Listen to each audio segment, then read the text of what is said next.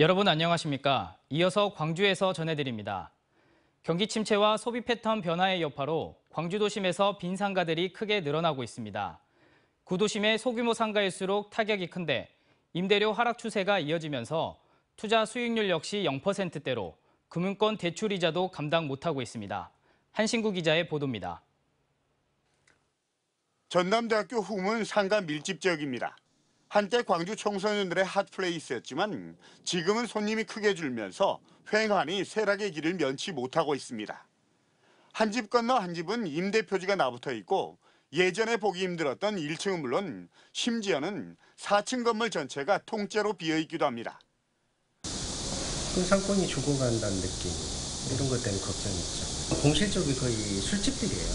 보시면 첨단, 창모 이런 쪽이 번화가가 많이 생기고 하니까. 이렇게 광주 주요 상권의 공실률이 크게 높아지고 있습니다. 지난 1분기 광주 소규모 상가의 공실률은 8.7%.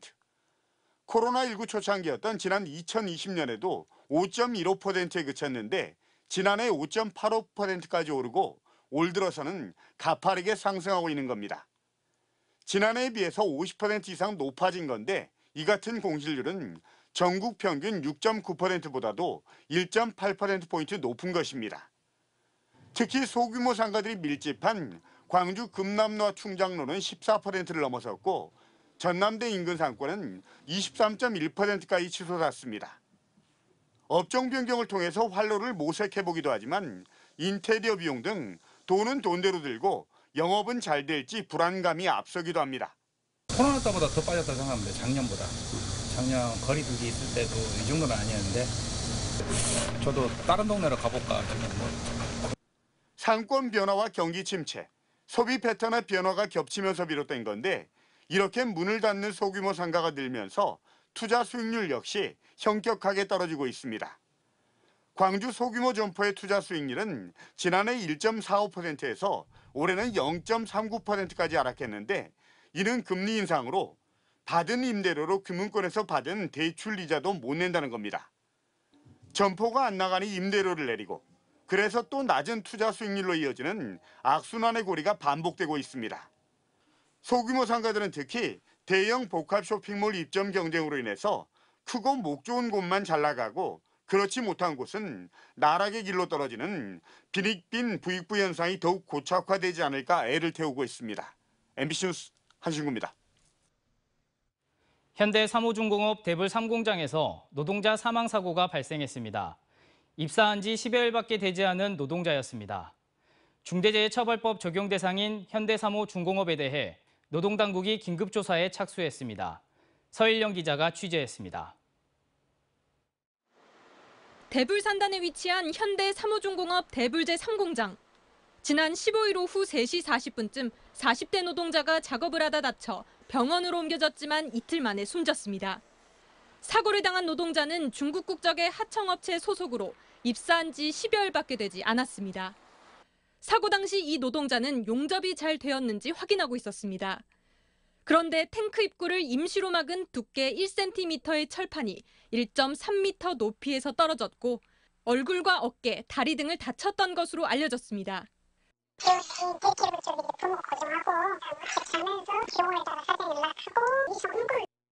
고용노동부는 사고 직후 해당 사업장에 작업 중지 명령을 내렸습니다. 또 중대재해처벌법과 산업안전보건법 등의 위반 여부를 조사하고 있습니다. 현대사무중공업은 상시근로자 50인 이상으로 중대재해처벌법 적용 대상입니다. 현대사무중공업은 정확한 사고 원인 규명을 위해 관계기관 조사에 성실히 임하겠다는 사장명의 담화문을 발표하기도 했습니다. 올해 대불산단에서는 4명의 노동자가 숨졌습니다. 불법 하도급 등 조선업체의 구조적인 문제로 인한 사고가 끊이지 않고 있습니다. 어떻게 보면 안전 부분과 이런 노동자들의 인권, 노동자들의 안전 이거는 매우 열악하고 어디서부터 이것을 실타리를 풀어야 될지 모르는 이런 상황이다. 전남 산업 현장에서 각종 사고가 잇따르자 적색 경보까지 발령됐지만 여전히 노동자들의 안전은 위협받고 있습니다. MBC 뉴스 서희령입니다. 숙박업소나 극장 등의 다중이용시설에서 불이 날 경우 큰 인명피해로 이어질 수 있는데요. 하지만 법령상 문제와 인력 부족 때문에 실효성 있는 소방안전점검이 사실상 어려운 게 현실입니다. 이를 보완하기 위해 주민신고 포상제를 운영했지만 무관심 속에 지난 1년 동안 신고가 단 한 건도 없었습니다. 강서영 기자입니다. 순천소방서가 순천의 한 마트에 소방안전점검에 나섰습니다. 신속한 화재 대피를 위해 소방법상 비상구에는 어떠한 물건도 두면 안 됩니다. 하지만 마트 창고에 화재 대피용 비상구 앞엔 물건이 가득 쌓여 있습니다. 점검원들은 자동 화재 탐지 설비의 예비 전원 배터리가 제대로 작동하지 않는 점도 확인했습니다.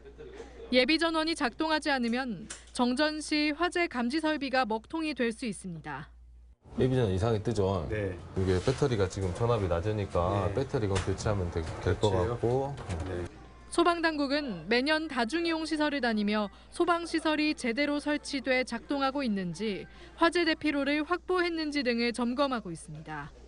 마트, 극장, 숙박시설 등에서 발생하는 화재는 자칫 큰 인명피해로 이어지기 때문입니다. 그러나 순천만 해도 단 4명의 화재안전 조사 직원이 다중이용시설 6천여 곳을 담당하고 있는 실정입니다. 또 현행법상 소방안전점검을 하기 전 이 사실을 건물 관계인에게 미리 알려야 하기 때문에 소방당국 주관의 조사와 단속의 실효성이 떨어진다는 지적도 있습니다.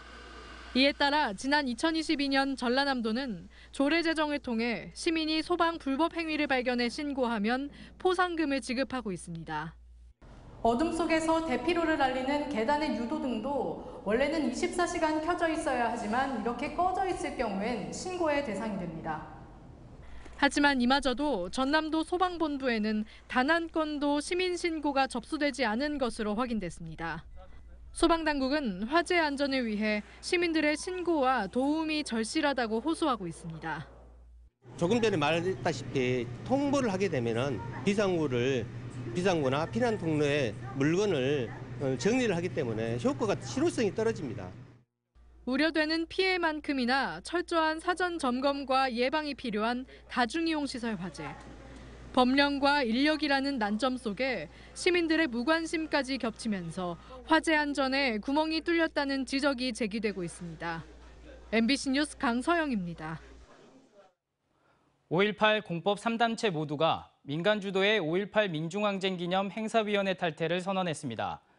5.18 유족회에 따르면 최근 유족회는 행사위에 5.18 부상자회 등 두 공법단체 복귀를 요청했지만 받아들여지지 않자 나머지 공법단체와 뜻을 함께하겠다며 행사위 탈퇴 공문을 발송했습니다.